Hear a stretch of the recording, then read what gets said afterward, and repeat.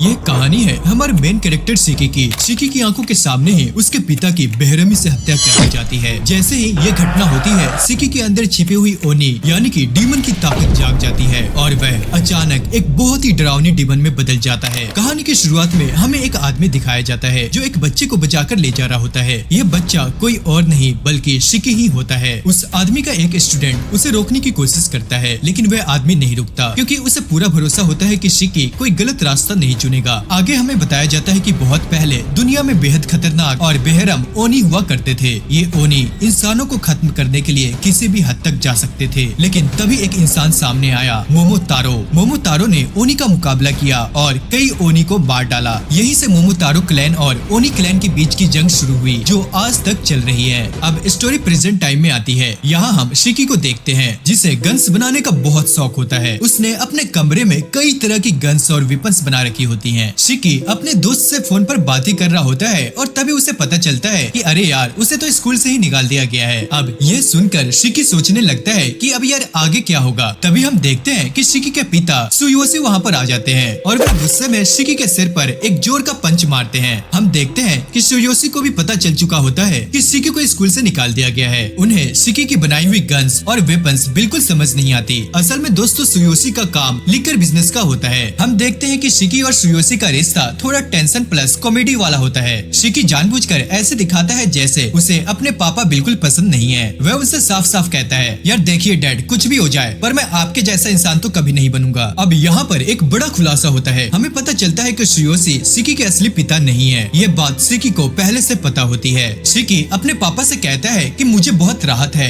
कि हम दोनों ब्लड रिलेटेड नहीं है। यह सुनकर सुयोशी को अंदर से बहुत बुरा लगता है, लेकिन वह शिकी से कहता है कि ऐसी बेकार बातें ना करे। तभी हम देखते हैं कि शिकी के फादर को एक कॉल आती है। हमें पता चलता है कि सुयोशी को लिकर की एक डिलीवरी का ऑर्डर मिला है। उधर दूसरी तरफ शिकी अपनी गन से एम कर रहा होता है और वह जैसे ही ट्रिगर दबाता है तभी पीछे से अचानक एक जोरदार ब्लास्ट होता है और चारों तरफ बहुत ज्यादा धूल फैल जाती है। शिकी हैरान होकर देखने लगता है कि आखिर हुआ क्या। तभी अचानक काले रंग के पार्टिकल्स यानी कि ब्लैक मिस्ट शिकी के पैरों को पकड़ लेते हैं और उसे नीचे की तरफ खींचने लगते हैं। हम देखते हैं कि ये सब एक आदमी कर रहा होता है और ये आदमी खास शिकी को मारने के लिए आया होता है। उसी समय अचानक एक कार आकर उस आदमी को जोर से टक्कर मारती है। हम देखते हैं कि कार के अंदर कोई और नहीं बल्कि शिकी के पिता होते हैं। सुनो शिकी, जल्दी कार में बैठो। शिकी फटाफट कार में बैठता है, लेकिन हैरानी की बात यह होती है कि इतनी जोरदार टक्कर के बाद भी उस आदमी का बाल भी बाका नहीं होता। डैड, आखिर ये सब चल क्या रहा है? क्या आप प्लीज मुझे एक्सप्लेन करेंगे? सुनो शिकी, अभी सवाल जवाब करने का कोई टाइम नहीं है। हमें फौरन देश छोड़कर जाना होगा। क्या पागल तो नहीं हो गए आप? तो सुनो, मैं सिर्फ एक बार बताऊंगा, ध्यान से सुनना। तुम एक ओनी यानी कि डीमन के वंशज हो और जो आदमी तुम्हारा पीछा कर रहा है वो मोमोतारो का वंशज है। यार आप क्या कह रहे हैं? मेरे तो सब सर के ऊपर से जा रहा है। मुझे पता ही था कि तुम यकीन नहीं करोगे, लेकिन यही सच है। अरे यार, क्या मसला है ये? तभी वह आदमी कार के ऊपर आ जाता है और सुयोशी पर हमला करता है। वह कार की विजिबिलिटी ब्लॉक कर देता है और इंजन को ब्लास्ट कर देता है। हम देखते हैं कि सुयोशी पहले शिकी को कार से बाहर निकालता है, फिर वह खुद बाहर कूद जाता है और अगले ही पल कार ब्लास्ट हो जाती है। इसके बाद वह आदमी शिकी को पकड़कर एक वेयर हाउस में ले जाता है। यहाँ वह अपनी पावर से शिकी को पूरी तरह से बांध देता है। अब हमें उस आदमी के बारे में पता चलता है। उस आदमी का नाम होता है सादो मारो मोमोया। असल में वह मोमोतारो एजेंसी से होता है और उसका काम होता है ओनी को ढूंढकर मारना। उसे पता होता है कि शिकी में भी ओनी ब्लड है, इसलिए वह शिकी को खत्म करने के लिए यहाँ आया होता है। यार आखिर ये बंदा है कौन? इतनी तेज कार हिट के बाद भी ये बंदा आखिर मरा क्यों नहीं? आखिर यार ये कौन से मिट्टी का बना है? तभी हम देखते हैं कि वह सुयोशी आ जाते हैं। शिकी, मैंने कहा था ना, मोमोतारो की कहानी पूरी तरह से सच है। सुनो, हजारों सालों से मोमोतारो और ओनी के बीच युद्ध चल रहा है। यह युद्ध जनरेशन टू जनरेशन चलता आ रहा है। मोमोतारो के वंशज ने मिलकर मोमोतारो एजेंसी बनाई और ओनी डर के मारे इंसानों के बीच छुपकर रहने लगे। असल में मोमोतारो के वंशज अपनी पावर से वेपन्स बनाते हैं। आगे हम देखते हैं कि सादोमारे अपनी पावर से वेपन बनाता है, लेकिन चौंकाने वाली बात यह होती है कि सुयोशी भी वही पावर यूज करता है। तभी सादोमारे सुयोशी पर हमला करता है, लेकिन सुयोशी उसकी अटैक को ब्लॉक कर देता है। फिर सुयोशी और सादोमारे को पीछे हटने पे मजबूर कर देता है। यहाँ हमें बताया जाता है कि ये ब्लैक मिस्ट पावर सिर्फ मोमोतारो ब्लड लाइन वाले ही यूज कर सकते हैं। अब यहाँ पर शिकी के पिता उसे अपनी पूरी सच्चाई बताते हैं। शिकी, मेरा असली नाम सुयोशी मोमोगवारा है और मैं मोमोतारो एजेंसी का फॉर्मर मेंबर रह चुका हूँ। अब दोस्तों ये सुनकर शिकी पूरी तरह से शौक में चला जाता है। अब यहाँ पर हमें पता चलता है कि सुयोशी मोमोगवारा वही इंसान है जिसे हमने कहानी की शुरुआत में देखा था,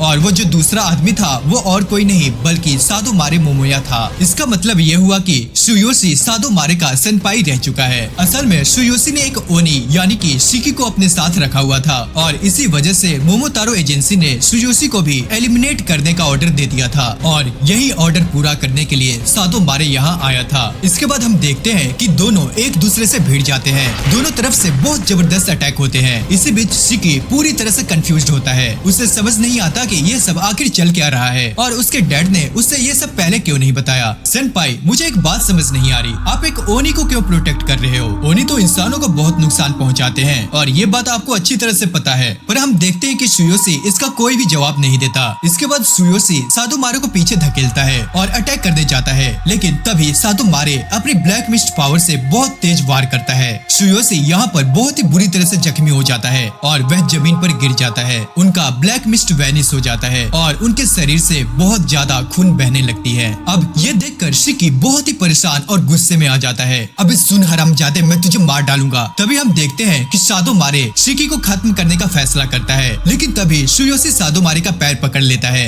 एक पिता को अपने बच्चे को बचाने के लिए कोई वजह नहीं चाहिए, मैं जरूर उसे प्रोटेक्ट करूंगा। वह मेरा बेटा है, उसने कुछ भी गलत नहीं किया है, किसी को भी चोट नहीं पहुंचाई है, और तुम सिर्फ उसके ब्लड की वजह से उसे मारने जा रहे हो। सुनिए सेनपाई, क्या आप अपने ही बच्चे को उन हाथों से पकड़ पाओगे जिन हाथों से तुमने कितने मासूम बच्चों को मारा है? इसके बाद सादोमारे उन्हें चुप रहने के लिए कहता है और वह ब्लैक मिस्ट से एक स्वॉर्ड बना लेता है। ये सब देखकर शिकी का गुस्सा पूरी तरह से फूट पड़ता है। इसके बाद हम देखते हैं कि शिकी बेशर्क ओनी फॉर्म में बदलने लगता है। सादोमारे ये बात नोटिस कर लेता है, लेकिन जब वह शिकी को देखता है तो वहाँ पर शिकी नहीं होता, और अगले ही पल शिकी अचानक सामने आकर कई गन से सादोमारे पर अटैक कर देता है। सादोमारे अपने वेपन से अटैक को ब्लॉक करता है, पर शिकी पूरी तरह से बेशर्क फॉर्म में होता है। वह लगातार सादोमारे पर अटैक करता है। तभी हम देखते हैं कि सादोमारे एक ही अटैक में शिकी का एक हाथ काट देता है, लेकिन हम देखते हैं कि शिकी का हाथ तुरंत रीजनरेट हो जाता है। अब सादोमारे यहाँ पर घबरा जाता है और वह बताता है कि ओनी अपने ब्लड को मैनिपुलेट कर सकते हैं, लेकिन सबसे खतरनाक चीज यह है कि ओनी अपनी ह्यूमैनिटी खो देते हैं और अनकंट्रोलेबल बेशर्क मॉन्स्टर बन जाते हैं। उस वक्त शिकी उसी हालत में होता है। इसके बाद शिकी अपनी पावर से कई ब्लड गन्स बना लेता है और सादोमारे पर अटैक करता है। हम देखते हैं कि सादोमारे बड़ी मुश्किल से अटैक्स को ब्लॉक करता है। तभी उसके सामने अचानक एक मिसाइल आ जाती है, लेकिन वह उसे डॉज कर लेता है। सादोमारे जंप करके शिकी पर अटैक करता है, लेकिन वह खुद बहुत थक चुका होता है। हम देखते हैं कि शिकी को उस अटैक से कुछ भी नहीं होता। शिकी तेजी से पास आता है और एक जोरदार किक मारता है। सादोमारे दीवार से टकरा जाता है। अब बेशर्क शिकी उसके ऊपर चढ़ जाता है और कई वेपन से उस पर अटैक करता है, लेकिन दोस्तों हम देखते हैं कि शिकी ने सादोमारे को मारा नहीं होता। वह अपनी विल से बेशर्क फॉर्म हटा देता है। अब यहाँ पर शिकी बहुत ही ज्यादा कंफ्यूज होता है कि अभी उसके साथ क्या हुआ, पर हम देखते हैं कि सादोमारे उसे बताता है मेमोरी लॉस और बॉडी म्यूटेशन की वजह से शिकी इस कंफ्यूजन स्टेज में है। हम देखते हैं कि सादोमारे का एक हाथ टूट चुका होता है, लेकिन फिर भी वह ब्लैक मिस्ट वेपन बनाकर शिकी को मारने आता है। लेकिन तभी सुयोशी बीच में आकर शिकी को प्रोटेक्ट करता है। वह अपनी ब्लैक मिस्ट स्वॉर्ड सादोमारे के पेट में घुसा देता है। ओनी को देखने के बाद भी आप अपने फैसले पर अड़े हुए हैं सेंसेई। इसके बाद हम देखते हैं कि सुयोशी को शिकी का बचपन याद आ जाता है। वो अपने आखिरी पल में यह सोचते हैं कि यार वो दिन में आखिर क्या दिन थे, और इसके लिए वो बहुत ही ज्यादा थैंकफुल होते हैं। हम देखते हैं कि बाहर बहुत सारी भीड़ जमा हो जाती है। सादोमारे उन दोनों को वहीं छोड़कर वहाँ से भाग जाता है। डैड आप रुकिए, मैं एम्बुलेंस बुलाता हूँ। नहीं शिकी रुको, मेरी बात ध्यान से सुनो। कम से कम इन आखिरी पलों में मुझे तुमसे बात करने दो। मुझे माफ करना कि मैंने ये सब तुमसे छुपाया। ये सब तुम्हारे लिए बहुत कंफ्यूजिंग होगा। वह तुम्हें मार देते सिर्फ इसलिए क्योंकि तुम्हारे अंदर ओनी ब्लड था, और ये सब मैं अपने बेटे से कैसे कह पाता। अब मैं तुम्हारे पास नहीं रह पाऊंगा। तुम्हें स्ट्रॉन्ग बनना होगा, इतना स्ट्रॉन्ग कि मोमोतारो और ओनी दोनों को हरा सको, ताकि तुम आजादी से जी सको। नहीं डैड, मुझे ये ड्रामेटिक बातें नहीं चाहिए। मुझे मेरे पुराने डैड चाहिए जो मुझ पर चिल्लाते थे, जो मुझे इडियट कहते थे। शिकी कितना अच्छा होता अगर ओनी और मोमोतारो एक साथ शांति से रह पाते। इतना कहने के बाद सुयोशी मोमोगवारे की मौत हो जाती है। आगे हम देखते हैं कि शिकी जोर जोर से वहीं पर रोने लगता है। वह अब पूरी तरह से टूट चुका होता है। तभी अचानक एक आदमी वहाँ पर आ जाता है और वहीं पर शिकी को नॉकआउट कर देता है। इसके बाद हमें मोमोतारो एजेंसी की एक सीक्रेट मीटिंग दिखाई जाती है। यह लोग स्पीकर्स के जरिए आपस में बात कर रहे होते हैं। सादो मारे मोमोया ने जो एक्शन लिया था उससे मोमोतारो एजेंसी खुश नहीं होती, क्योंकि वो नहीं चाहते थे कि ह्यूमंस को उनके एग्जिस्टेंस के बारे में पता चले। और इस समय मोमोतारो फैक्शन खुद कमजोर हालत में है, लेकिन फिर भी उनका मिशन साफ क्लियर होता है, ह्यूमन सोसाइटी में छुपे सभी ओनी को ढूंढकर खत्म करना। इसके बाद हमें ओनी साइड दिखाई जाती है। यहाँ एक लीडर टाइप ओनी को बताया जाता है कि कुछ नए ओनी मिले हैं। ओनी लीडर कहता है, सबका टेस्ट करो, कम से कम इतने स्ट्रॉन्ग होना चाहिए कि आने वाले सर्वाइवल टेस्ट पास कर सके। सुनिए, आज मुझे एक और नया ओनी मिला है, लेकिन मुझे नहीं लगता कि ये कैपेबल है। बहुत ही अड़ियल टाइप का लड़का है ये। हमें यहाँ साफ दिखता है कि उसे शिकी बिल्कुल बेकार लग रहा होता है, पर फिर भी ओनी लीडर कहता है, उसे फिर भी एक चांस दो। अब कुछ देर के बाद हमें शिकी दिखाई देता है। शिकी बंधा हुआ होता है और उसके सामने एक आदमी खड़ा होता है। उस आदमी का नाम होता है नाइतो मुदानो। अब यहाँ पर नाइतो बताता है कि वह भी शिकी की तरह एक ओनी है। शिकी अभी अभी बेहोशी से जागा होता है। मैं तुम्हें यह नहीं बताऊंगा कि तुम्हें कहाँ लाया गया है। तुम्हारे पिता की बॉडी को सेफली रख दिया गया है। इसके बाद वह बताता है कि शिकी को यहाँ लाने के दो कारण हैं। पहला है इवोल्यूशन एंड सेकंड होता है रिट्रीवल। देखो बच्चे, ब्लैक मिस्ट को कंट्रोल करने वाले होते हैं मोमोतारो। मोमोतारो एजेंसी यानी कि मोमोतारो के वंशज की ऑर्गेनाइजेशन, और उनका काम होता है ओनी को खत्म करना, और इसके उल्टे होते हैं ओनी एजेंसी। अब यहाँ एक टेस्ट होगा कि तुम ओनी एजेंसी को ज्वाइन करने के लायक हो या नहीं। सुनो, अब तुम अपना सवाल पूछ सकते हो। हाँ, जानता हूँ तुम्हारे मन के अंदर बहुत कुछ चल रहा है। तुमने मुझे ऐसे बांध कर क्यों रखा? मेरे डैड आखिर है कहाँ? अगर उनकी बॉडी को कुछ भी हुआ तो मैं तुम्हें यहीं पर मार डालूंगा। पर तभी शिकी के इस बिहेवियर पर नाइतो उसका एक पॉइंट काट देता है। पर आगे हम देखते हैं कि शिकी उससे उल्टी सीधी बातें करता रहता है और नाइतो उसके पॉइंट्स कम करते रहता है। यार, अगर तुम ऐसे ही बिहेव करते रहे तो तुम्हारा इवोल्यूशन फेल हो जाएगा। यार, आखिर ये आदमी है कौन और मुझे यहाँ बांध कर रखा क्यों है? इसके बाद वह पूरी कोशिश करता है खुद को शांत और फोकस रखने की। यार, ये सब तुम क्या कह रहे हो? सब मेरे सर के ऊपर से जा रहा है। मुझे इवोल्यूशन वगैरह के बारे में कुछ भी नहीं पता। मेरे पास इन सब के लिए टाइम नहीं है। तो प्लीज ऐसा करो, मुझे यहाँ से जाने दो, वरना मैं ऐसा हश्र करूंगा कि तुम वो कभी सोच भी नहीं सकते। मुझे सिर्फ अपने डैड के कातिल से बदला लेना है। लेकिन हम साफ देख सकते हैं कि शिकी से खुद को कंट्रोल नहीं किया जा रहा होता। यार, अपने ये चीप लुक मुझे मत दिखाओ। अब ये सुनकर शिकी को बहुत ही ज्यादा गुस्सा आ जाता है। अब नाइतो यहाँ पर समझ जाता है कि शिकी का इवोल्यूशन नॉर्मल एक्सप्रेशन से नहीं हो सकता। इसके बाद वह शिकी के पास आता है और वह अपनी टाई को शिकी के गले में डालकर उसे हवा में उठा लेता है। अब यहाँ पर शिकी की हालात बहुत ही ज्यादा खराब हो जाती है और उसकी सांस वहीं पर रुकने लग जाती है। बच्चे, किसी भी क्रिएचर का असली नेचर तभी सामने आता है जब वह मौत के बहुत करीब होता है। अगर मरना नहीं चाहते तो अपने छोटे से दिमाग का इस्तेमाल करो और सोचो कि यहाँ से बाहर कैसे निकलना है। हम देखते हैं कि शिकी की हालत यहाँ बहुत ही ज्यादा टाइट होती है। उसकी आंखों से खून निकलने लग जाते हैं। अब नाइतो को लगता है कि शिकी सिर्फ एक फेलियर है, लेकिन तभी शिकी अपनी ब्लड को मैनिपुलेट करके उस पर हमला कर देता है। पर नाइतो अटैक को डॉज कर लेता है, लेकिन वह नोटिस करता है कि शिकी बेशक एज पर पहुंच चुका होता है। इसके बाद शिकी नाइतो पर ब्लड मशीन गन से अटैक करता है, पर नाइतो अपने ब्लड अम्ब्रेला से अटैक को ब्लॉक कर लेता है। अब नाइतो यहाँ पर समझ जाता है कि शिकी को खुद नहीं पता कि ओनी ब्लड को कैसे यूज करना है। इसके बाद शिकी नाइतो पर डायरेक्ट अटैक करने दौड़ता है, पर हम देखते हैं कि पूरा इलाका तबाह हो चुका होता है। अब यहाँ पर हम शिकी को देखते हैं जो कि वो होश में आता है और इस बार भी उसे कुछ याद नहीं होता कि उसने क्या किया। अब जैसे ही वो अपने हाथ को देखता है वो वहीं पर हैरान रह जाता है। ओनी ब्लड बहुत ही ज्यादा पावरफुल होता है, लेकिन उसे कंट्रोल करना उतना ही मुश्किल। जब कोई ओनी बेसर्क हो जाता है तो वह अपनी मेमोरीज और खुद को भी भूल जाता है और जो सामने आता है उसे डिस्ट्रॉय कर देता है। लेकिन तुम्हारा ब्लड भी तो ऐसा ही है। पर शिकी, मैं बेसर्क नहीं हूँ, मैं अपने ब्लड को कंट्रोल कर रहा हूँ। इसके बाद हम देखते हैं कि नाइटो डिसाइड कर लेता है कि वह शिकी को डिस्क्वालीफाई करेगा। शिकी को भले ही सब कुछ समझ में ना आ रहा हो, लेकिन वह इतना समझ जाता है कि नाइटो बहुत ही ज्यादा स्ट्रॉन्ग है। इसके बाद शिकी अपनी प्राइड को साइड में रखता है और नाइटो के सामने झुक जाता है। सुनो नाइटो, प्लीज मुझे अपने अंडर ले लो। मैं तुम्हारे जैसा स्ट्रॉन्ग बनना चाहता हूँ ताकि मैं अपने डैड का बदला ले सकूँ। पर हम देखते हैं कि नाइटो उसे मना कर देता है। सुनो शिकी, बैटल में दिमाग का इस्तेमाल न करना यानी सीधी मौत है और तुम बिना सोचे बेसर्क चले गए तुम ना अपना ब्लड कंट्रोल कर सकते हो और ना ही अपना दिमाग, और मेरी नजर में तुम बिल्कुल यूजलेस हो। अब दोस्तों ये सुनकर शिकी को और भी ज्यादा गुस्सा आ जाता है, लेकिन वह खुद को कंट्रोल करता है। इसके बाद नाइतो शिकी को मारने के लिए आता है। सॉरी शिकी, पर मैं किसी बेशर्क ओनी को ऐसे खुला नहीं छोड़ सकता। शिकी पहले हैरान होता है, फिर उसे समझ आ जाता है कि आखिर सिचुएशन है क्या। इसके बाद शिकी पीछे भागता है और अपना हाथ घसीटते हुए नाइटो पर अटैक करने आता है। नाइटो अपनी छाती को नुकीला बना लेता है और वह प्रिडिक्ट करता है कि 4 तरीके हो सकते हैं। पहला डायरेक्ट अटैक, सेकंड स्लाइड करके पैर पर वार, थर्ड जंप करके ऊपर से हमला, फोर्थ बेहोश होकर रिट्रीट। तब शिकी जंप लगाता है। ओह, तो तुमने थर्ड ऑप्शन चुना,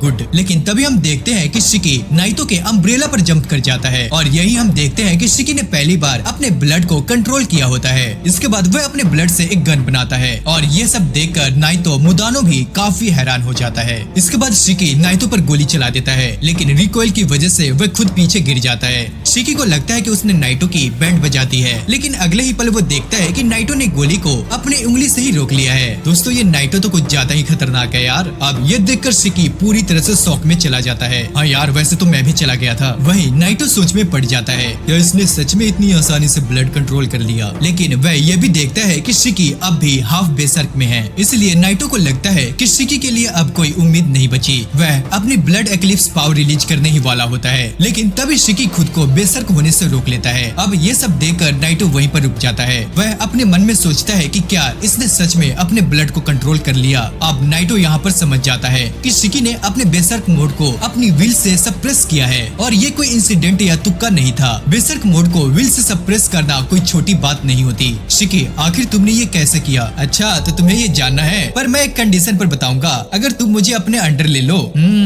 टेढ़ साढ़े बन रहे हो, पर मैं इसके बारे में सोचूंगा, मुझे थोड़ा टाइम दो। इसके बाद शिकी बताता है कि मुझे ओनी ब्लड के बारे में कुछ पता नहीं था, लेकिन जब आपने ब्लड कंट्रोल समझाया और अपने ब्लड से अम्ब्रेला बनाया तो मैंने वही चीज कॉपी कर ली। मैंने बहुत जोर से दिमाग लगाया और उसी तरह अपने ब्लड को कंट्रोल कर लिया। अब शिकी यह कहकर बहुत खुश होता है कि वह ऐसा कर पाया। शिकी की यह बात सुनकर नाइटो भी पूरी तरह से हैरान रह जाता है। वह सोचता है कि शिकी जैसा बेवकूफ इतनी जल्दी ब्लड कंट्रोल कैसे कर लिया, जबकि ब्लड कंट्रोल कोई मजाक नहीं है। इसके बाद हमें नाइटो के दिमाग के अंदर दिखाया जाता है। जैसे ही इमोशन राइज होने लगता है, दिमाग में अलार्म बजने लगता है। नाइटो के इनर रैशनैलिटी शांत रहती है और कहती है, काल्म रहो, नहीं तो बेसर्क हो जाओगे। सेल्फ नाइटो इस बात को समझता है और रैशनैलिटी से ब्लड कंट्रोल डिमांड करता है। रैशनैलिटी जरूरत के हिसाब से ब्लड कंट्रोल अलाउ कर देती है और बेसर्क साइड एक कैदी की तरफ बंद रहती है, और यही तरीका होता है जो नाइटो इस्तेमाल करता है। पर फिर इसके बाद हमें शिकी के दिमाग के अंदर का सीन दिखाया जाता है और जैसे ही अलर्ट आता है, शिकी का ओरिजिनल सेल्फ ना रैशनैलिटी की सुनता है और ना ही बेसर्क साइड की। असल में सेल्फ शिकी दोनों से ऊपर होता है। वह दोनों को मार पीट कर टॉर्चर करके पावर छीन लेता है, यानी कि शिकी लॉजिक से नहीं बल्कि शेर विल से पावर छीनता है। अब ये सब देखकर नाइटो मोमोतारो भी काफी ज्यादा हैरान हो जाता है। अब आखिरकार नाइटो अपना फैसला कर लेता है और वह शिकी को अपना स्टूडेंट बना लेता है। इसके बाद नाइटो शिकी को इस जगह के बारे में बताता है। वह कहता है कि अब वो लोग हेल्स डोर स्टेप नाम के एक आइलैंड पर है, जिसे आमतौर पर ओनी द्वीप यानी कि ओनी आइलैंड भी कहा जाता है। इस आइलैंड के सेंटर में रसेत्सु एकेडमी नाम का एक स्कूल है और ये स्कूल कोई नॉर्मल स्कूल नहीं है। यह ओनी लोगों की एक मिलिट्री स्कूल है जहाँ मोमोतारो एजेंसी के खिलाफ लड़ना सिखाया जाता है। अब ये सब सुनकर शिकी हैरान हो जाता है, लेकिन नाइटो उसे ज्यादा रिएक्ट न करने के लिए कहता है। सुनो शिकी, इस एकेडमी में अपने ब्लड को कंट्रोल करना, फाइटिंग, जनरल एजुकेशन और ओनी और मोमोतारो के बीच की हिस्ट्री सब कुछ सिखाया जाता है। अब आगे हमें पता चलता है कि शिकी यहीं के एक डोम में रहेगा, रोज ट्रेनिंग करेगा और मोमोतारो एजेंसी से लड़ना सीखेगा। हम देखते हैं कि शिकी को इन सब से कोई दिक्कत नहीं होती, क्योंकि बस उसे स्ट्रॉन्ग बनना था ताकि वह अपने पिता का बदला ले सके। अब नाइटो उसे साफ कहता है कि स्ट्रॉन्ग बनना पूरी तरह से शिकी पर डिपेंड करता है। अगर वह ठीक से परफॉर्म नहीं करेगा तो उसे एक्सपेल भी किया जा सकता है। आगे शिकी अपनी नई जर्नी के लिए बहुत ही ज्यादा एक्साइटेड हो जाता है। अब अगले दिन हम देखते हैं कि नाइटो शिकी के रूम के बाहर खड़ा होता है उसे क्लासरूम में ले जाने के लिए। शिकी नाइटो से कहता है उसके सिर पर कुछ अजीब सा निकल आया है। अब नाइटो उसे बताता है कि ये इस बात का प्रूफ है कि शिकी का ओनी ब्लड अवेक हो चुका है और वह अपनी ट्रेनिंग के बाद अपने सिंह को अपनी मर्जी से अपीयर और डिसअपीयर कर पाएगा। इसके बाद शिकी यूनिफॉर्म पहनकर स्कूल जाने के लिए रेडी हो जाता है। उसे खुद यकीन नहीं होता कि वह फिर से स्कूल जा रहा है, क्योंकि उसके असल जिंदगी में तो उसे स्कूल से बाहर निकाल दिया गया था। आगे नाइटो बताता है कि शिकी अकेला नहीं है जिसने टेस्ट पास किया है, लेकिन जितने भी लोग पास हुए हैं उनमें शिकी का लेवल सबसे लोएस्ट है। अरे यार, धत तेरी की बेड़ा गर्क हो तेरा। अच्छा शिकी, एक बात बताओ, तुम्हारे पिता के साथ आखिर हुआ क्या? नाइटो बताता है कि शिकी के पिता की बॉडी को अभी मोर्चरी में रखा हुआ है, क्योंकि उनके रिलीजन के बारे में कुछ पता नहीं है, इसलिए उनका फ्यूनरल कैसे होगा ये फैसला सिकी को ही करना होगा। आगे दोनों क्लासरूम के बाहर पहुंचते हैं। अब सिकी यहाँ पर सोचता है कि यार अब मैं एंट्री कैसे करूँ, पर दोस्तों हम देखते हैं कि नाइटो पीछे से शिकी को लात मारकर अंदर फेंक देता है, पर तभी शिकी के नाक से खून निकलने लगता है। अरे यार नाक से खून आ रहा है मेरे, कितना एम्बैरेसिंग है। ओए मास्क वाले तेरे पास टिश्यू है क्या? अबे चल बे मुझसे बात मत कर। अरे यार कितना घमंडी है तू, दूसरों पे तरस तो खा। अरे अरे अरे तेरे तो सिंग भी नहीं आया अभी, तू तो अवेक ही नहीं हुआ। ओलुलुलु बेबी ओनी। क्या कहा? बेबी ओनी? हाँ बेबी ओनी, सही सुना तूने। तभी यहाँ पर दोनों लड़ने लग जाते हैं और बाकी स्टूडेंट्स उन्हें देखकर उनका मजाक उड़ाने लगते हैं। लेकिन तभी नाइटो अचानक पीछे आ जाता है और सबको शांत रहने के लिए कहता है। अब सब यहाँ पर हैरान होते हैं कि आखिर नाइटो यहाँ अचानक कैसे आ टपका। अब नाइटो उन्हें बताता है कि आज ओरिएंटेशन डे था, लेकिन अब ये लोग कुछ और ही करेंगे। इसके बाद नाइटो सबको शिंद्रा फॉरेस्ट ले जाता है। सुनो सब लोग, 1 घंटे के अंदर बिना पकड़े गए फॉरेस्ट से वापस स्कूल पहुंचना है। अगर पकड़े गए तो वही रिस्ट्रेन, अगर सब पकड़े गए तो गेम ओवर, और अगर टाइम में गोल पूरा नहीं किया तो एक्सपेल। क्या? अरे अरे रुको, ये कैसा गेम है यार? सुनो इसे मजाक में मत लो, ये कोई नॉर्मल स्कूल नहीं है, ये भी तुम्हारे ट्रेनिंग का एक हिस्सा है। ग्रेजुएशन के बाद तुम सब मोमोतारो एजेंसी के खिलाफ फ्रंट लाइन में लड़ोगे। इसके साथ साथ नाइटो ये भी कहता है कि इस ट्रेनिंग में वे अपना ब्लड यूज नहीं करेंगे, लेकिन अगर कोई स्टूडेंट बेसर्क मोड में गया तो नाइटो अपना ब्लड जरूर यूज करेगा। पर तभी हम देखते हैं कि जिन पूछता है, सुनिए अगर हम आपको मार दे तो? वाह एटीट्यूड तो कमाल का है बच्चा तुम्हारा, पर तुम ट्राई कर सकते हो। अगर सक्सेस हो गए तो तुम तुरंत ग्रेजुएट हो जाओगे और अपने पसंद की यूनिट में असाइन कर दिए जाओगे। इसके बाद नाइटो एक बॉल अंदर फेंकता है। अब सब नोटिस करते हैं कि बॉल सिर्फ 2 ही है। आगे नाइटो बताता है कि 3-3 के ग्रुप बनेंगे। ग्रुप 1 में शिकी, जिन और हुमारी होगी। ग्रुप 2 में इकारी और जूजी, और ग्रुप 3 में रू और कुनिया। ग्रुप 2 और 3 के टाइम पर सिर्फ एक ही बॉल फेंकी जाएगी। अब सब समझ जाते हैं कि कम से कम 3 लोग एक्सपेल होने वाले हैं। आगे हम देखते हैं कि शिकी जिन के साथ ग्रुप में जाने से मना करता है, पर नाइटो उससे कहता है कि अगर वह मना करेगा तो अभी एक्सपेल हो जाएगा। अब बेचारे शिकी की यहाँ पर बेइज्जती हो जाती है और वो बेचारा वहीं पर चुप हो जाता है। तभी वहाँ पर हुमारी शिकी के पास आती है और हम देखते हैं कि वो बहुत ही डरी डरी और इनोसेंट टाइप की होती है। सुनो मैं कोशिश करूंगी कि मैं तुम्हारे रास्ते में ना आऊं। अब शिकी यहाँ पर पूरी तरह से उस पर लट्टू हो जाता है। अब हमें बताया जाता है कि शिकी बचपन से ही बहुत ही बेवकूफ रहा है और लड़कियां उससे कोसों दूर रहती थी, क्योंकि उन्हें उसकी शक्ल भी पसंद नहीं थी। छपरी जैसी शक्ल तो है इसकी, और वहीं आज ऐसा पहली बार हो रहा है जब कोई लड़की उससे ठीक से बात कर रही होती है। सुनो तुम चिंता मत करो, मैं तुम्हें प्रोटेक्ट करूंगा। तुम मुझे अपना बॉडीगार्ड समझो, कुछ भी हो जाए पर मैं तुम पर आज तक आने नहीं दूंगा, ठीक है? समझी ना? चलो चलो। अब शिकी पर कोई बात नहीं, मैं बस बीच में नहीं आना चाहती। अब शिकी मन ही मन सोचता है यार ये कितनी ज्यादा हम्बल है। इसके बाद हम देखते हैं कि हुमारी जिन के पास भी जाती है, लेकिन जिन उससे कुछ भी नहीं कह पाता। इससे बेचारी हुमारी घबरा जाती है और वह जिन से वहीं पर माफी मांगने लग जाती है। अब ये सब देखकर शिकी उसके पास आता है और वो हुमारी को रोने से मना करता है। अरे यार हुमारी तुम बहुत ही ज्यादा क्यूट हो। हुमारी पूरी तरह से हैरान हो जाती है। इसके बाद हम देखते हैं कि शिकी जिन से कहता है, अबे ओए चपर कंजूस, तू हुमारी को कैसे रुला सकता है? पर हम देखते हैं कि जिन इन दोनों को जरा भी भाव नहीं देता, बल्कि उल्टा वह शिकी से कहता है, अबे सुन, तेरे जैसे बेवकूफ का गोल वैसे भी मीनिंगलेस होगा। अब ये सुनकर शिकी को बहुत ही ज्यादा गुस्सा आ जाता है। इसके बाद नाइटो ग्रुप 1 को अंदर जाने को कहता है। शिकी, जिन और हुमारी तीनों जंगल में चले जाते हैं। जिन बहुत तेजी से आगे बढ़ रहा होता है, तभी शिकी अचानक उस पर अटैक कर देता है। हालांकि जिन आराम से अटैक को डॉज कर लेता है, पर हम देखते हैं कि शिकी ने यह अटैक इसलिए किया था क्योंकि जिन ने उसके गोल को मीनिंगलेस कहा था। जो तूने कहा था उसे वापस ले। अब यहाँ पर मामला गर्म हो जाता है। जिन भी फाइट करने के लिए रेडी हो जाता है। सबसे पहले जिन अपना मास्क उतारता है। हम देखते हैं कि उसके होंठों पर बहुत ही भयानक स्कार्स होते हैं। जिन सोचता है कि शिकी डर जाएगा, लेकिन शिकी जरा भी उससे नहीं डरता।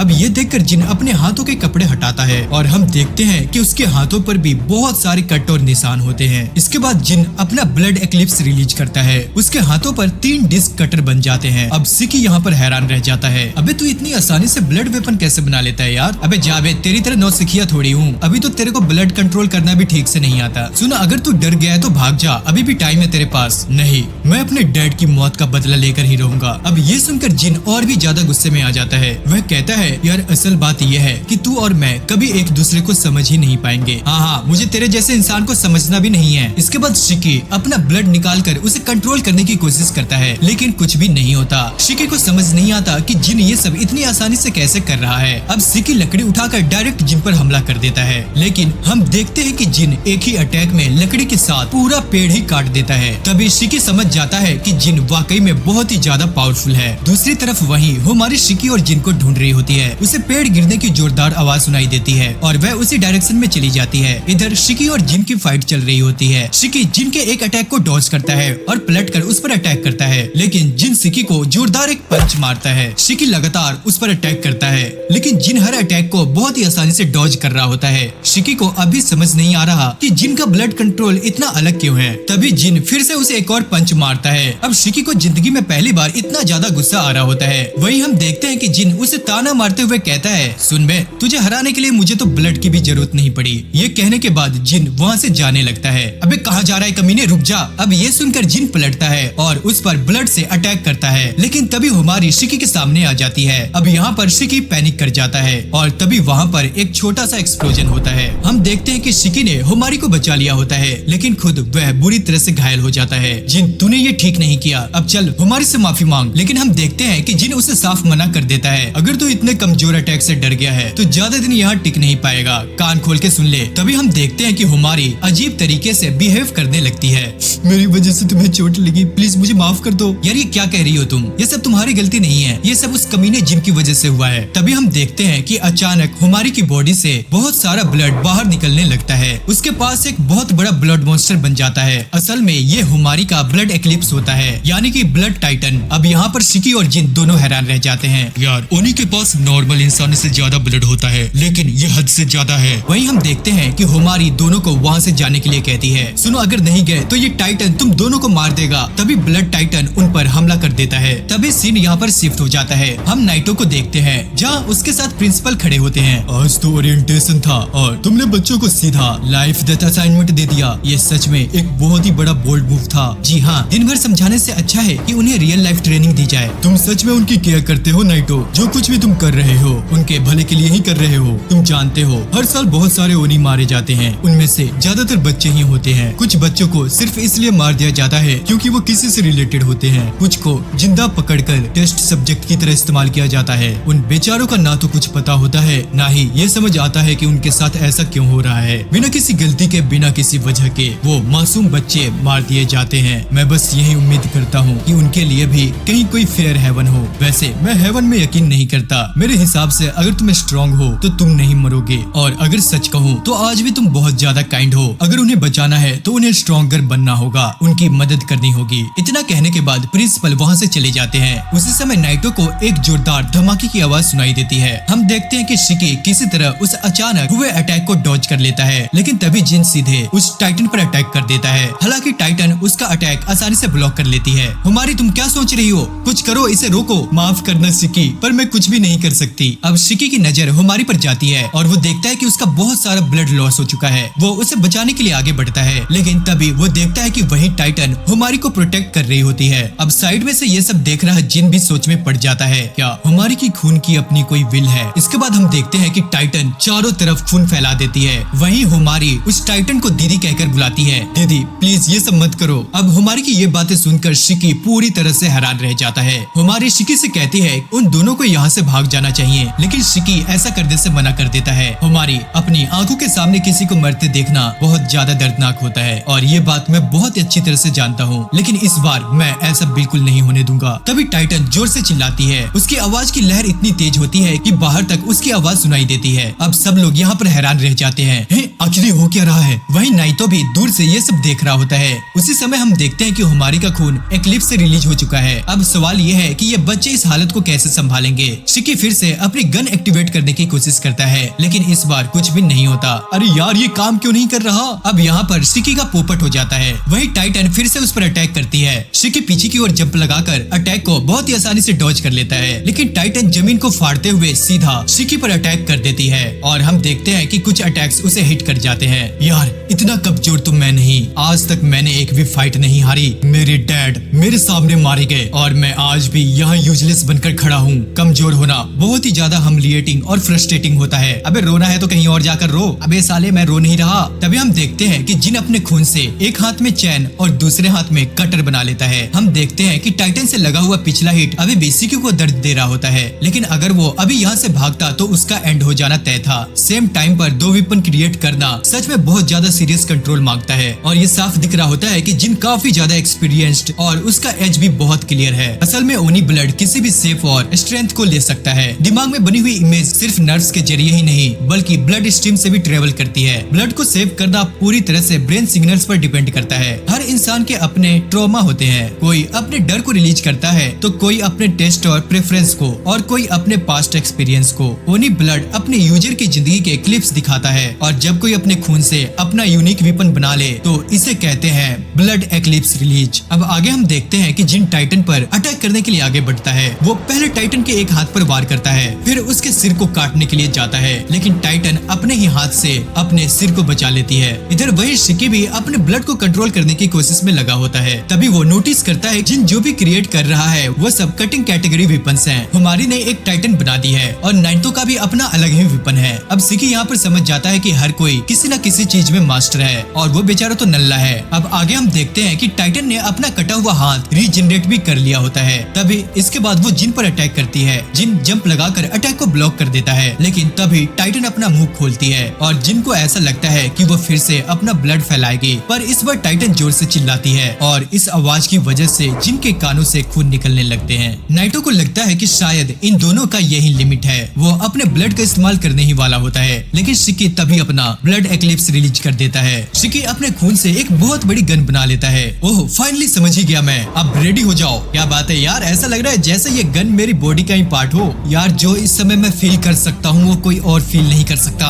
इसके बाद हम देखते हैं कि टाइटन शिकी पर अटैक करती है, लेकिन शिकी पहले ही साइड में मूव कर जाता है और सीधे टाइटन पर शूट करता है। ये अटैक इतना ज्यादा पावरफुल होता है कि टाइटन की पूरी बॉडी कम्प्लीटली डिस्ट्रॉय हो जाती है। अब यहाँ पर जिन और नाइटो शिकी की पावर देखकर पूरी तरह से शॉक्ड रह जाते हैं। आगे हम देखते हैं कि हुमारी बेचारी बेहोश हो जाती है। अब जिन यहाँ मन में सोचता है कि आखिर वो फायर पावर थी क्या, पर तभी वहाँ पर बारिश शुरू हो जाती है। अब जिन और भी ज्यादा हैरान रह जाता है क्योंकि शिकी की पावर ने सिर्फ हुमारी के एक्लिप्स को ही डिस्ट्रॉय नहीं किया बल्कि वेदर तक चेंज कर दिया था और इतना ज्यादा ब्लड यूज करने की वजह से शिकी भी बहुत कमजोर हो जाता है और वह बेचारा नीचे गिर जाता है। उसकी बॉडी मूव तक नहीं कर पा रही होती। असल में शिकी ने बहुत ज्यादा मात्रा में ब्लड रिलीज कर दिया है और इसी वजह से उसकी बॉडी पैरालाइजेज स्टेट में चली गई है। वर्स्ट केस में इतना ब्लड यूज करने से डेथ भी हो सकती है। शिकी को अभी बहुत कुछ सीखना बाकी है। ये सब नाइटो शिकी से कह रहा होता है, लेकिन वह अपने मन में सोचता है आखिर इसने जो पावर दिखाई है वो काफी ज्यादा एक्सट्रीम थी। सेंसी, पहले आप हुमारी को देखिए, उसने भी बहुत ज्यादा ब्लड यूज कर लिया है। मेरी चिंता आप बाद में करो। अब यहाँ पर नाइटो मन में सोचता है यार खुद की हालत इतनी खराब है फिर भी ये दूसरे की चिंता कर रहा है, आखिर इसके मन में चल क्या रहा है। अब वो समझ जाता है कि शिकी चाहे कितना भी बेवकूफ लगे लेकिन वो दिल का बहुत अच्छा इंसान है। तभी जिन अचानक नाइटो पर अटैक कर देता है, हालांकि नाइटो उसका अटैक ब्लॉक कर देता है। अब हमें ये साफ दिख रहा होता है कि जिन को उन दोनों की कंडीशन से कोई फर्क नहीं पड़ता।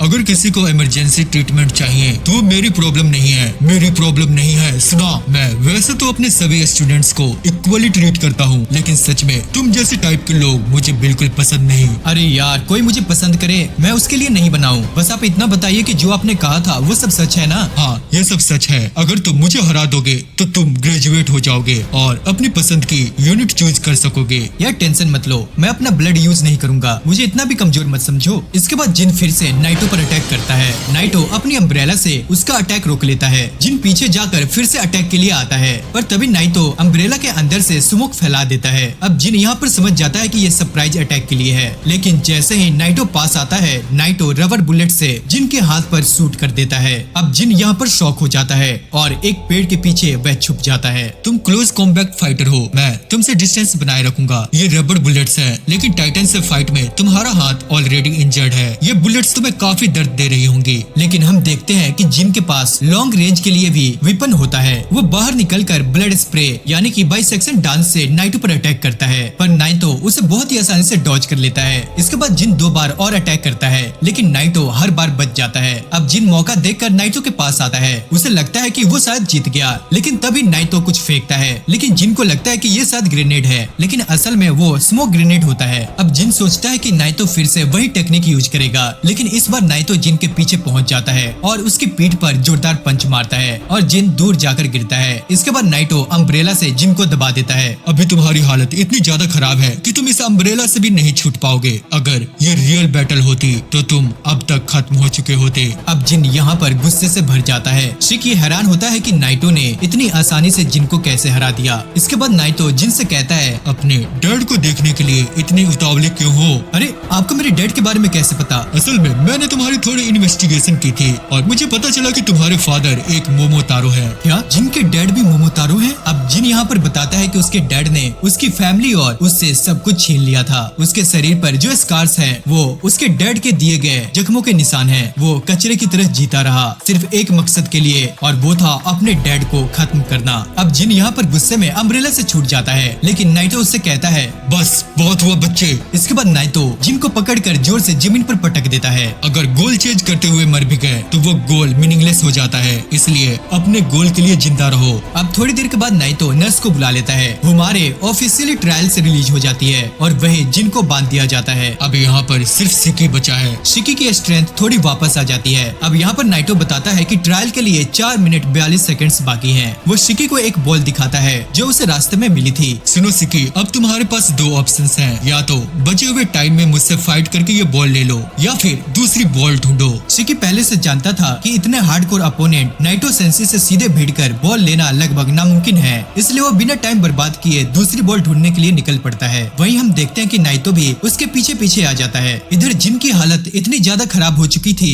कि वो अपनी ओनी ब्लड को ठीक से कंट्रोल भी नहीं कर पा रहा था, और इसी वजह से वो उस रस्सी से भी छूट नहीं पा रहा था। तभी हम देखते हैं कि शिकी वहाँ पर आ जाता है। यार सुनो, अगर हम दोनों साथ में काम करें तो मैं तुम्हारी हेल्प कर सकता हूँ। क्या हम दोनों साथ में काम? शिकी समझ जाता है कि वो अकेले नाइटो का सामना नहीं कर पाएगा, इसलिए उसने जिन के साथ टीम अप करने का ऑप्शन चुना था। लेकिन भाई जिन तो जिन है, अगर वो शिकी के साथ टीम अप करेगा तो उसका ईगो हर्ट हो जाएगा यार, क्योंकि शिकी से हेल्प लेना उसके लिए बहुत बड़ी बेइज्जती थी। यार जिन सुन, हम दोनों अलग नहीं है, मेरे डैड भी एक मोमोतारो थे। अब ये सुनते ही जिन थोड़ा रिलैक्स हो जाता है। अच्छा सुनो, तुम्हारे लिए ज्यादा इम्पोर्टेंट क्या है, तुम्हारा ईगो या तुम्हारा गोल? अब यहाँ पर हम देखते हैं कि जिन थोड़ा सा टाइम लेता है, पर वो टीम अप करने के लिए रेडी हो जाता है। हालांकि वो शिकी को साफ कहता है, मैं तुम्हारे साथ काम नहीं कर रहा, बल्कि तुम मेरे साथ काम करोगे। अब इन दोनों का जो भी मसला हो, पर ये दोनों आखिर में टीम अप कर लेते हैं। इधर नाइटो शिकी को ढूंढ रहा होता है, लेकिन वो कहीं दिख नहीं रहा था। कहीं ऐसा तो नहीं कि ये बिना बॉल लिए ही स्कूल वापस जा रहा हो? तभी उसकी नजर शिकी पर पड़ती है। वो तुरंत उसके सामने आता है। क्या बिना बॉल वापस जा रहे हो? ऐसा किया तो काउंट नहीं होगा।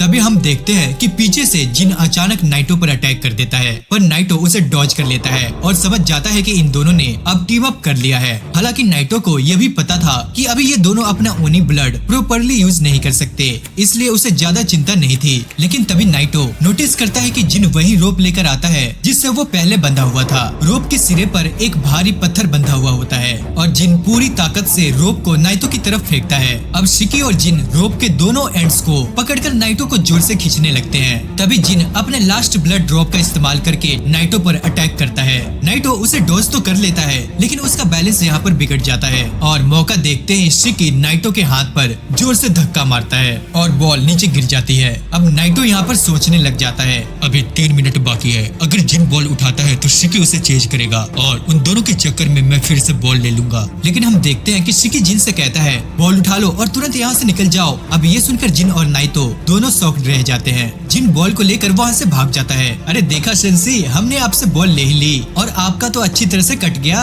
अब हम देखते हैं कि नाइटो शिकी को कुछ याद दिलाता है कि अगर जिन ने उस बॉल से स्कोर किया तो सिर्फ वही पास होगा और शिकी एक्सपेल हो जाएगा। अब ये सुनते ही शिकी को अपनी गलती समझ में आ जाती है। वो ये बात पूरी तरह से भूल ही गया था। तुम लोग इतना बेवकूफ हो गए, ये मैंने कैलकुलेट भी नहीं किया था। इधर जिन आगे बढ़ रहा होता है, लेकिन उसे बार बार शिकी याद आने लगता है। यार उसने बिना कुछ सोचे ही मेरी हेल्प कर दी। अब हम देखते हैं कि जिन को अंदर से बैड फील होने लगता है और वो वापस लौट आता है। अब यहाँ पर दोनों शिकी और नाइटो हैरान रह जाते हैं कि ये वापस क्यों आ रहा है। जिन शिकी से कहता है, मुझे तुम गलत मत समझना, मुझे तुम्हारी कोई मेहरबानी नहीं चाहिए। अगर तुम एक्सपेल भी हो गए तो मैं अपना गोल खुद पूरा कर लूंगा। अब ये सुनकर शिकी पूरी तरह से शॉक्ड रह जाता है। तभी हम देखते हैं कि एक अजीब सा क्रिएचर वहाँ पर सामने आ जाता है। अब नाइटो सबको तुरंत रुकने के लिए कहता है, ये मोको है, ओनी एजेंसी का बाको एक्सप्रेस, यानी कि हाई स्पीड कुरियर, और ये बिना ट्रेस छोड़े अर्जेंट मैसेजेस डिलीवर करता है। अब नाइटो यहाँ पर समझ जाता है कि अगर मोको यहाँ आया है तो जरूर कोई इमरजेंसी आने वाली है।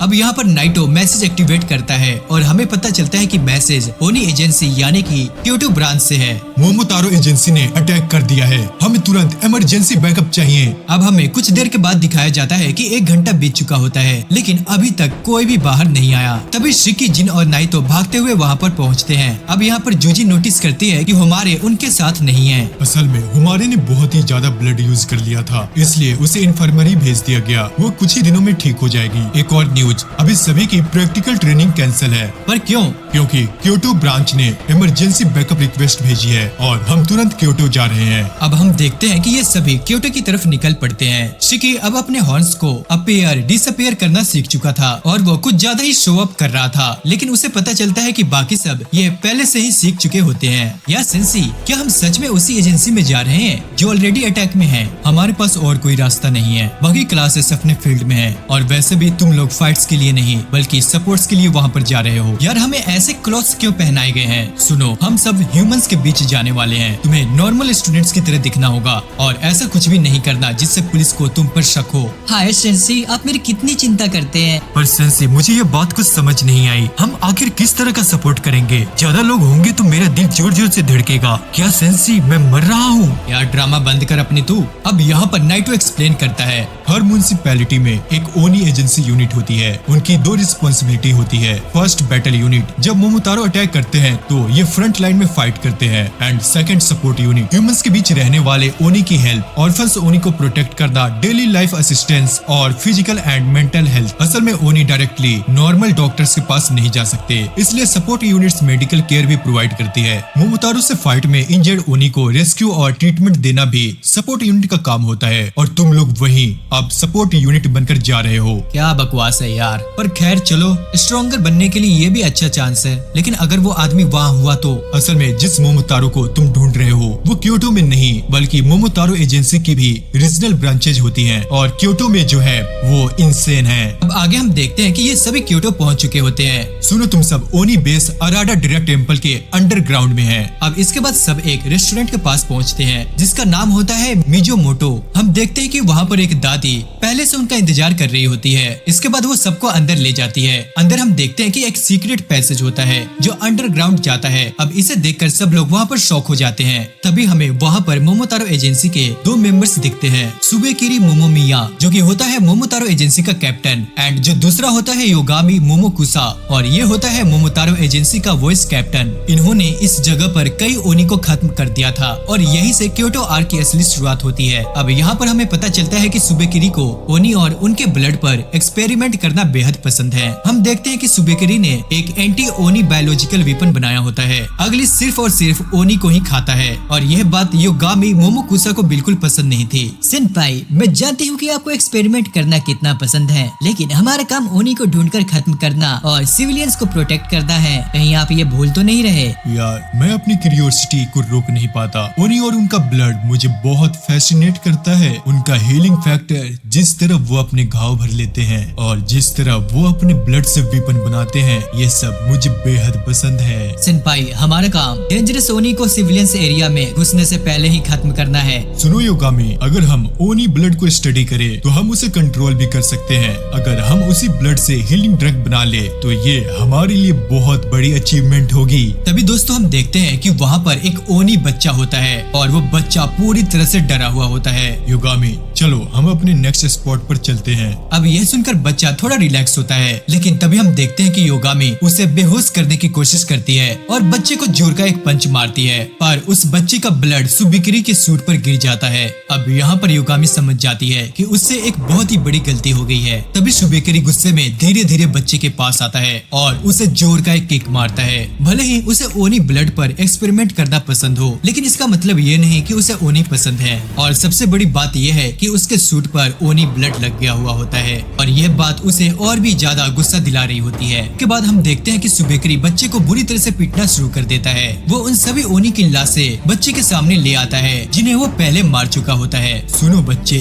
इनमें से कोई तुम्हारे पेरेंट्स हैं क्या? पर हम देखते हैं कि बच्चा एक वर्ड भी नहीं बोलता। अब यहाँ पर सुबेकिरी समझ जाता है कि इनमें से उसका कोई भी पेरेंट्स नहीं है। सुबेकिरी उन लाशों को बच्चे के पास ले जाकर उन्हें बच्चे के साथ कुचल देता है। अब यहाँ पर योगामी बताती है कि मोमोतारो अपने शरीर शरीर से निकलने वाले ब्लैक बैक्टीरिया की मदद से फाइट करते हैं। कुछ बैक्टीरिया से वेपन्स बनाते हैं तो कुछ स्पोर्ट्स लॉन्च करते हैं। हर मोमोतारो का फाइट करने का तरीका अलग है, लेकिन सुबेकरी की एबिलिटी मुझे सबसे ज्यादा डराती है, क्योंकि सुबेकरी अपने बैक्टीरिया से ओनी कॉर्प्सेस को कंट्रोल कर सकता है। सुनो अगली, इन सब को खा जाओ। वहीं हम दूसरी तरफ देखते हैं कि ये लोग अंडरग्राउंड टनल में पहुंच जाते हैं। ये अंडरग्राउंड एरिया काफी ज्यादा मैसिव होता है। नाइटो उन्हें बताता है कि इस एरिया में कुछ शॉप्स में ऐसे टनल बनाए हुए हैं जो सीधे आराडा डेरा अंडरग्राउंड से कनेक्ट करते हैं। आगे हम देखते हैं कि ये लोग ओनी एजेंसी पहुंच चुके होते हैं। सब अभी आराडा डेरा टेम्पल के नीचे होते हैं। तभी सामने के रूम से एक आदमी बाहर आता है। वह नाइटो को देखकर बहुत ही ज्यादा खुश हो जाता है, लेकिन जैसे ही वो कुनिया को देखता है वो पूरी तरह से पागल सा हो जाता है। इसके बाद हम देखते हैं कि वो जल्दी जल्दी अपने बाल को सेट करता है। बस कर भाई, बहुत ज्यादा हैंडसम लग रहा है तू। सुनिए, क्या आप मुझे अपना कॉन्टेक्ट इन्फॉर्मेशन देंगी? अबे हट बे, तेरे जैसे चीप इंसान से मैं कभी बात नहीं करती। अब ये सुनकर वो आदमी नाराज हो जाता है। ले भाई, इसका तो पोपट हो गया। असल में दोस्तों, इस आदमी का नाम होता है कायो और यह क्योटो बेस की ओनी एजेंसी का सपोर्ट यूनिट कमांडर होता है। कायो बताता है कि वो और नाइतो रेसो एकेडमी में क्लासमेट्स थे और बहुत ही अच्छे दोस्त थे, इसलिए कायो नाइतो को डैनी कहकर बुलाता है। सुनो, बातें बहुत हो गई, मैं फ्रंट लाइन पर जा रहा हूँ। अरे अरे, आप हमें भी साथ चलने दीजिए। लेकिन हम देखते हैं कि नाइटो उन्हें मना कर देता है। वो कायो से कहता है, सुनो, इन सबको सपोर्ट के लिए जैसे चाहो यूज करो, और इतना कहकर वो वहाँ से चला जाता है। तभी हम देखते हैं कि एक नर्स अंदर जाती है और कायो को मदद करने के लिए बुलाती है। वो स्टूडेंट्स को देखकर समझ जाती है कि ये रेसो एकेडमी से है और वो सबको अंदर आने के लिए कहती है। अंदर हम देखते हैं कि वहाँ पर कई सारे इंजर्ड ओनी होते हैं जिनका इलाज चल रहा होता है। वो उन्हें एक बहुत ही बुरी तरह इंजर्ड ओनी के पास ले जाती है और उन्हें बताती है कि ये अभी अभी फ्रंट लाइन से लाया गया है। इसके हाथ पैर कट चुके हैं, लंग्स भी बहुत ज्यादा डैमेज हो चुके हैं और इसके पास सिर्फ 3 मिनट बचे हैं। अब ये सब देखकर शिकी पूरी तरह से पैनिक कर जाता है,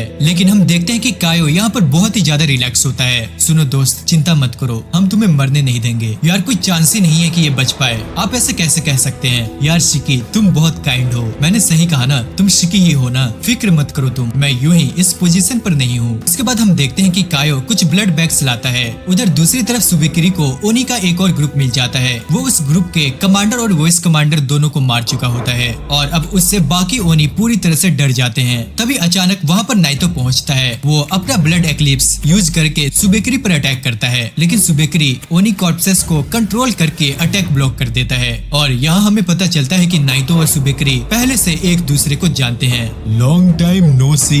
मदानो, आखिर तुम क्योटो में क्या कर रहे हो? अब भी पहले जैसे ही हो तुम, बिना वार्निंग के ही अटैक कर देते हो तुम तो यार। वैसे मदानो, तुम्हें पता है यहाँ एक जगह है जहाँ बहुत सारे ओनी छुपकर इकट्ठा हो रहे हैं। अगर मैं उन सबको वाइप आउट कर दूं, तो तुम्हें नहीं लगता कि क्योटो की ओनी प्रॉब्लम ही खत्म हो जाएगी? मुझे नहीं पता तुम क्या बकवास कर रहे हो। ओह सच में? अगर तुम्हें पता नहीं होता तो तुम यहाँ क्यों आते? शायद अब मुझे यहाँ से जाना चाहिए। आज जो मजेदार सीन्स देखे वो काफी है मेरे लिए। क्या सच में तुम ऐसा ही कहोगे? अरे नहीं नहीं यार, मेरे पास तो तुम्हें दिखाने के लिए परफेक्ट सीन है और वो है हेल। वहीं हम दूसरी तरफ देखते हैं कि कायो ब्लड बैग्स का खून अपने ही बॉडी में इंजेक्ट कर रहा होता है। यार वो ऐसा क्यों कर रहा है? ये ब्लड तो इंजर्ड ओनी को देना चाहिए। तभी नर्स शिकी को चुप रहने के लिए कहती है। सुनो, तुम्हें आर्म्स चाहिए या लेग्स? अच्छा चलो, मैं तुम्हारे लिए आसान कर देता हूँ। अगर तुम एक बार मुंह खोलोगे तो मैं समझ जाऊंगा कि तुम्हें आर्म्स चाहिए, और अगर 2 बार खोलोगे तो तुम्हें लेग्स चाहिए। ओनी एक बार अपना मुंह खोलता है। वो पूरी ताकत लगाकर बोलने की कोशिश करता है कि वह अपने बच्चों को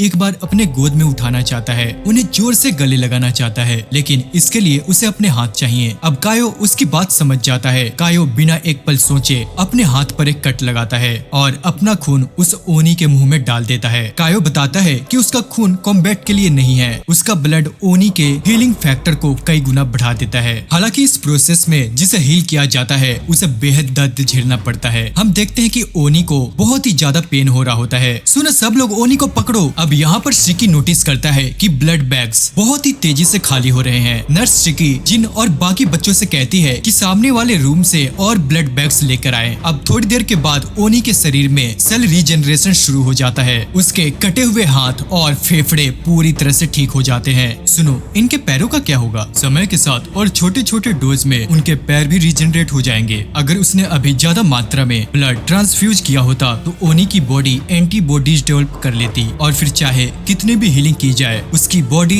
रिस्पॉन्ड करना बंद कर देती। अब आगे हमें पता चलता है कि ये ओनी एक रिटायर्ड बैटल यूनिट का हिस्सा था। अपनी जान बचने पर पर वो कायो को दिल से थैंक यू कहता है। ये लड़ाई ओनी और मोमोतारो के बीच है। फ्यूचर में तुम में से कोई भी पेशेंट हो सकता है। लोग फ्रंट लाइन पर लड़ना पसंद करते हैं, लेकिन वो लड़ पाते हैं क्योंकि कोई पीछे से उन्हें सेफ रखता है, और वो लोग हैं हम। इंजर्ड लोगों को बचाने के लिए हम कुछ भी करेंगे। यही सपोर्ट यूनिट का काम है और यही मेरा बैटलफील्ड है। अब कायो की बात सुनकर सबको अंदर से जोश आ जाता है। अब वो समझ जाते हैं कि कायो जैसा उन्होंने सोचा था वो वैसा बिल्कुल नहीं है। अब सभी बच्चे सपोर्ट टीम के लिए पूरी ईमानदारी से काम करने के लिए रेडी हो जाते हैं। कायो शिकी से कहता है कि उसके लिए एक स्पेशल काम है और उसे उसके साथ चलना होगा। कायो शिकी को एक छोटी सी लड़की के पास ले जाता है जिसका नाम होता है मेई। असल में मेई को हाल ही में यहाँ पर लाया गया था। उस पर भी मोमोतारो ने हमला किया था। उसके पेरेंट्स अब तक नहीं मिले थे। कायो जानता था कि शिकी दिल से बहुत काइंड है, इसलिए उसने उसे मेई से बात करने के लिए भेजा। इसके बाद शिकी मेई के पास बैठता है, उसे अपना इंट्रोडक्शन देता है, लेकिन हम देखते हैं कि मेई उसे कोई भी आंसर नहीं देती। हे सुनो, क्या तुम इरिडा जाना चाहोगी? क्या ये इरिडा क्या होता है? अब शिकी यहाँ पर खुश हो जाता है कि कम से कम मेई ने उससे बात तो की। अब वो उससे कहता है, अरे तुम्हें इरिडा के बारे में नहीं पता? इसके बारे में तो किताबों में भी लिखा है। अच्छा, पर मैं कभी स्कूल नहीं गई। अब ये सुनकर शिकी थोड़ा सा हैरान रह जाता है। तभी अचानक बेस में काफी सारी बॉडीज लाई जाती है। नर्स बताती है कि सपोर्ट यूनिट ने पेट्रोलिंग के दौरान इन बॉडीज को कलेक्ट किया है। अब अचानक मेई बहुत ही ज्यादा पैनिक करने लगती है। हम देखते हैं कि उन बॉडीज में उसकी माँ और पापा भी होते हैं। अब मेई यहाँ पर फूट फूट कर रोने लग जाती है। उधर सुबेकरी नाइतो को बताता है कि उसने कुछ ओनी की लाशें जानबूझकर पीछे छोड़ी थी ताकि ओनी एजेंसी उन्हें यहाँ ले आए। उन बॉडीज के अंदर सुबेकरी ने अपने बैक्टीरिया डाल दिए थे। अब इसका मतलब ये है कि यहाँ मौजूद सभी कॉप्स सुबेकरी के कंट्रोल में होते हैं। अब ये सुनते ही नाइतो पूरी तरह से पैनिक कर जाता है। वो डर जाता है। बेस में मेई अपने पेरेंट्स के पास बैठी होती है। तभी हम देखते हैं कि एक बॉडी अचानक ही हिलने लगती है और वो और कोई नहीं बल्कि मेई के पापा होते हैं। अब मेई यहाँ पर बहुत ही ज्यादा खुश होने लगती है। उसे लगता है कि उसके डैड अब वापस जिंदा हो गए हैं। हम देखते हैं कि शिकी और कायो भी वहाँ पर मौजूद होते हैं। अब शिकी धीरे धीरे मेई के पापा के पास जाता है और उनसे पूछता है, हेलो, क्या आप जिंदा हैं? लेकिन जैसे ही शिकी उनके पास जाता है, हम देखते हैं कि मेई के पापा मेई का गला दबा रहे होते हैं। अब कायो तुरंत यहाँ पर समझ जाता है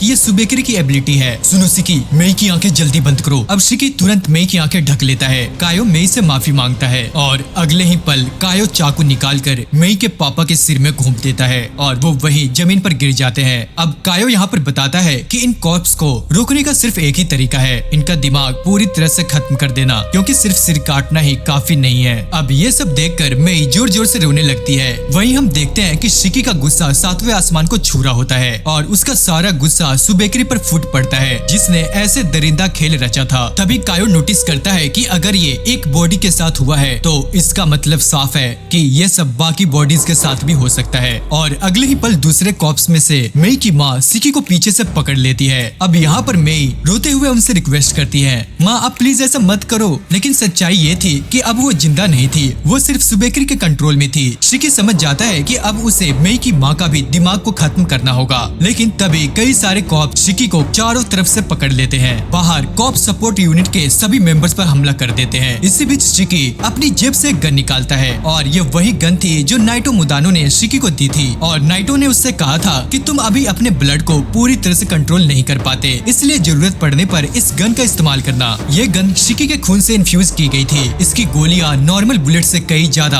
हार्ड और डेंजरस थी। अब अगले ही पल शिकी मेई को जोर से गले लगा लेता है, सुनो मेई मुझे माफ करना। और अगले ही पल वो मेई की माँ को गोली मार देता है। इसके बाद वो कायो के ऊपर चढ़े हुए बाकी के कॉर्प्स को भी शूट करता है। इसके बाद कायो समझ जाता है कि अब ऑफेंस शिकी संभालेगा। वो तुरंत इंजर्ड पेशेंट को सेफ जगह पर ले जाने लगता है। अब हमें दूसरे रूम का सीन दिखाया जाता है जहाँ बाकी बच्चे फंसे हुए होते हैं। उन्हें समझ नहीं आ रहा होता कि ये कॉप्स आखिर रुक क्यों नहीं रहे। वो लगातार उन्हें हिट कर रहे होते हैं लेकिन उससे कोई भी फर्क नहीं पड़ता। तभी शिकी वहाँ पर पहुँचता है, सुनो इनके सर पर मारो, सिर डिस्ट्रॉय होगा तभी ये रुकेंगे। तभी इसके बाद शिकी फायरिंग शुरू कर देता है। जिन अपना ब्लड एक्लिप्स रिलीज करता है और कॉप्स के सिर को काट देता है। वहीं कायो सपोर्ट टीम को ऑर्डर देता है, सभी इंजर्ड लोगों को तुरंत सेफ जोन में ले जाओ। अब जो लोग फाइट करने की हालत में नहीं होते वो सिर्फ रेस्क्यू पर फोकस करते हैं, लेकिन कॉप्स अब भी उनका पीछा कर रहे होते हैं। तभी हम देखते हैं कि इकारी आगे आता है और अपनी पावर से उनकी हालत बहुत ही ज्यादा खराब कर देता है। इन सब के बीच शिकी का दिमाग पूरी तरह से टूट रहा होता है। वो अपने मन में सोचता है, क्या मुझे एक मरे हुए इंसान को फिर से मारना पड़ रहा है? आखिर मैं ऐसा क्यों कर रहा हूँ? इनमें से हर कोई किसी न किसी के लिए बहुत खास था। शिकी की हालत अब सोचने समझने की नहीं रहती। उधर वहीं दूसरी तरफ नाइटो सीधे सुबेक्री पर अटैक कर देता है, लेकिन सुबेक्री कॉप्स का इस्तेमाल करके उस अटैक को ब्लॉक कर देता है। फिर सुबेक्री अपनी अगली से नाइटो पर हमला करता है। नाइटो अटैक को डॉज तो कर लेता है, लेकिन उसकी इफेक्ट से आसपास के ओनी फट जाते हैं। मुदानो इतना सैड फेस क्यों बना रहा है? ओनी की मौत तो मजेदार होती है ना। सुनो, अकेलेपन की भी एक लिमिट होती है। यार तुम्हारे मुंह से ये सब सुनना कितना बोरिंग है। वही हम देखते हैं कि नाइटो के पीछे मौजूद ओनी उसे बैकअप देने के लिए बात कर रहे होते हैं। सुनो, तुम लोग इवैक पॉइंट पर जाओ, इन्हें मैं संभालूंगा। कोई कहीं नहीं जाएगा। इसके बाद वो युगामी को ऑर्डर देता है। युगामी अपने बैक्टीरिया का इस्तेमाल करके सभी को जकड़ लेती है। सुनो, योमोगो की परमिशन के बिना तुम यहाँ से निकल नहीं सकते, और तब तक हम ओनी का पूरा हाइड आउट ढूंढ लेंगे। आखिरकार मैंने हर कॉप्स में ट्रांसमीटर लगा रखा है, लोकेशन तो मुझे मिल ही चुकी है। अब ये सुनते ही नाइटो अंदर से डर जाता है। आगे हम देखते हैं कि सुबेक्री वहाँ से जाने लगता है, पर नाइटो उसे रोकने की कोशिश करता है, लेकिन सुबेक्री उसकी नहीं सुनता। और इसके बाद वो युगामी से कहता है कि अगली को अंदर भेजो। अब अगली अंदर जाती है और हम देखते हैं कि अगले ही पल सुबेक्री अगली को ब्लास्ट पर लगा देता है। सुनो, सब लोग नीचे झुको, और बूम, तभी एक जोरदार धमाका होता है। मुझे लगा था कि एक्सप्लोजन और भी ज्यादा बड़ा होगा, लेकिन चलो कोई बात नहीं, सारी चीजें आखिरकार परफेक्टली हो चुकी थी। अब आगे हम देखते हैं कि उसे डबल चेक करने की जरूरत भी नहीं पड़ती, क्योंकि यहाँ हम साफ साफ देखते हैं कि सारे के सारे कस्ट कॉर्प्सेस को पूरी तरह से खत्म कर दिया गया होता है। लेकिन इस जीत के बीच एक बहुत ही ज्यादा पेनफुल सीन सामने आता है। हम देखते हैं कि मेई अपने माँ बाप की बॉडीज को देखकर बहुत ही जोर से रोने लग जाती है। शिकी धीरे धीरे उसके पास आता है और उससे माफी मांगने लगता है, लेकिन मेई उसे रोकते हुए कहती है, कोई बात नहीं, मैं हमेशा से ही छुपते हुए जीती रही हूँ। आगे वह उन्हें बताती है कि वह कभी स्कूल नहीं गई, उसकी पूरी जिंदगी इधर उधर भागते हुए निकली है। उसे हमेशा से यही फीलिंग थी कि एक दिन ऐसा जरूर होगा। अरे यार, मेरी चिंता करने की कोई जरूरत नहीं है। अब ये देखकर शिकी पूरी तरह से चौंक जाता है। वह समझ जाता है कि इस छोटी से स्माइल के पीछे कितना बड़ा दर्द छुपा हुआ है। इतनी कम उम्र में ऐसी बात सुनकर शिकी अंदर से हिल जाता है। यार, मैं अपने उम्र में तो सुपर हीरोज को एडमायर करता था। क्या मोमोतारो सच में अच्छे लोग हैं? क्या फेरी टेल के हीरोज ऐसे ही काम करते हैं? और तभी शिकी के अंदर कुछ टूट जाता है। यार, अगर ऐसा ही है तो विलन बनना ही ठीक है। अब वह बहुत ही ज्यादा सीरियस हो जाता है। ठीक है, तो मैं एक विलन बनकर उन सभी नकली हीरोज को कुचल दूंगा। अब इसके बाद वह मी से प्रोमिस करता है, चिंता मत करो, मैं तुम्हारे लिए एक ऐसी ही दुनिया बनाऊंगा जहाँ तुम फिर से स्माइल कर सकोगी। तभी यहाँ पर सीन शिफ्ट होता है। कायो और जिन दूसरी फैलन बॉडीज को कलेक्ट करने के लिए निकलते हैं। वहीं अंदर क्लीन अप प्रोसेस चल रहा होता है, लेकिन जूजी को वो सब कुछ सही नहीं लग रहा होता। वह इकारी से कहता है कि वह स्काउटिंग करके देखेगा, और यहीं पर हमें पता चलता है कि जूजी की एबिलिटी स्काउटिंग है। इसके बाद वह अपना ब्लड एक्लिप्स रिलीज करता है। भाई, आखिरकार ये सब चल क्या रहा है? इसके बाद वह बताता है कि उसका ब्लड 5 किलोमीटर के रेडियस में किसी भी इंसान को डिटेक्ट कर सकता है, चाहे वह जमीन के अंदर हो या किसी भी तरह के लैंड पर। और इतना ही नहीं, यह एबिलिटी भी कंफर्म करती है कि सामने वाला मोमोतारो है या नहीं। अब इसके बाद जूजी अलग अलग जगह पे स्कैन करता है, और तभी उसे एक लोकेशन पर मोमोतारो डिटेक्ट होते हैं। आगे हम देखते हैं कि सुबेक्री एक रेस्टोरेंट तक पहुंच चुका होता है, और वहाँ वह उस दादी को भी चाकू मार चुका होता है। हमें यहाँ पता चलता है कि वह दादी भी एक ओनी थी। अब इसके बाद सुबेक्री तुरंत फोन करके मोमोतारो एजेंसी को कंफर्म करता है, सुनो, मुझे ओनी का हेड आउट मिल गया है, कुछ एक्स्ट्रा फोर्स यहाँ भेजो। तभी हम देखते हैं कि उसे लास्ट कमांडर मीटिंग याद आती है, जहाँ एक हाई रिस्क ओनी के बारे में डिस्कस हुआ था। उसे उसका नाम याद नहीं रहता, तो वो कॉल पर ही कहता है कि उसे उस हाई रिस्क ओनी की पूरी फाइल भेजे। सुनिए, ये जगह बहुत बड़ी है, पता नहीं अंदर कितने ओनी हो, या हम पॉइजन यूज कर ले। पर उसी वक्त सुबेक्री के फोन पर हाई रिस्क ओनी की फाइल आ जाती है। अब फाइल देखते ही सुबेक्री की आंखें खुली की खुली रह जाती है। रुको, मैं खुद अंदर जाऊंगा। अब इसके बाद वह कहता है कि हर ओनी को मारने से पहले उसका नाम जरूर पूछना। पर क्यों? अगर वहाँ सिकी नाम का कोई भी ओनी मिला तो चाहे कुछ भी हो जाए उसे जिंदा पकड़ना है। पर सुनिए, उसमें ऐसा स्पेशल क्या है? क्योंकि सिकी बाकी सबसे बिल्कुल अलग है। तो दोस्तों, इसी के साथ ये वीडियो यहाँ पे खत्म होती है। तो अगर आपको ये वीडियो पसंद आई तो चैनल को सब्सक्राइब और बेल आइकन को प्रेस जरूर करना, ताकि फ्यूचर में आने वाली वीडियोस आपसे मिस ना हो। और हाँ, इसे अपने दोस्तों के साथ शेयर भी जरूर करना। तो मिलते हैं नेक्स्ट वीडियो में, तब तक के लिए सही नारा गाइज।